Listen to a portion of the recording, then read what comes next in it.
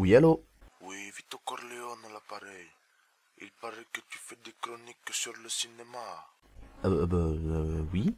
Enfin, un petit peu, monsieur Corleone. Enfin, à mesure perdue, quoi. Alors tu vas faire une chronique sur ma vie, le film qui retrace ma carrière.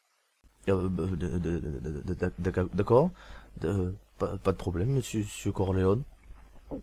Et il faudrait mieux pour toi que ce soit de bonne qualité, sinon tu auras affaire à moi. Aucun problème, monsieur Corleone. Bonne journée. Oh, putain!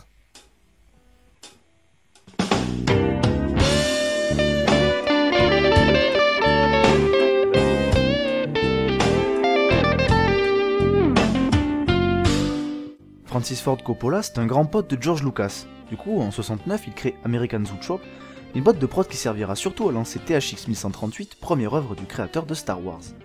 Évidemment, le film fait un four, et Coppola se tournera vers ce que l'on nomme le film à repas. C'est le genre de film commandé par des types influents que l'on ne fait que pour pouvoir payer son loyer.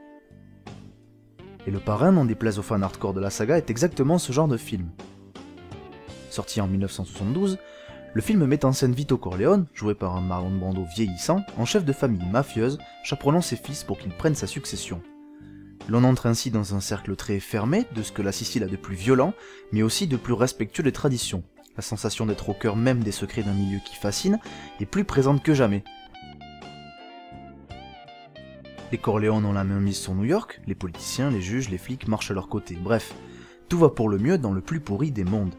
Jusqu'au jour où les ennuis débarquent. Forcément, tenir une métropole entre ses doigts boudinés, ça crée des convoitises. Du coup, Vito se fait tirer dessus. C'est ainsi que se termine ce que l'on peut considérer comme le premier arc du film.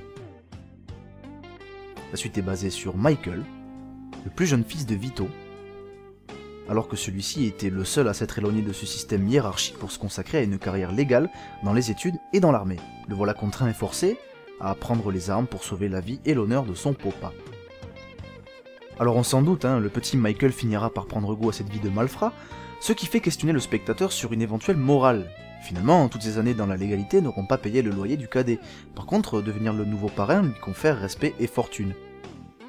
Évidemment, ce message est plus accentué dans le film que dans le roman de Mario Puzo, dans lequel on retrouve surtout la perte de vie sociale causée par les responsabilités et la paranoïa du personnage, devenu une cible par sa position de leader. Toujours est-il que ce film est plus qu'une œuvre, c'est un mythe, à ne pas mettre entre toutes les mains cependant. Une petite anecdote avant de se quitter, la scène où Luca Brasi répète son message au Don était tout sauf prévu. En effet, Lenny Montana, un catcheur interprétant le rôle, avait tellement le trac une fois les caméras allumées que Coppola filma cette scène à son insu. Oh, et au fait, à la fin, Vito Corleone meurt.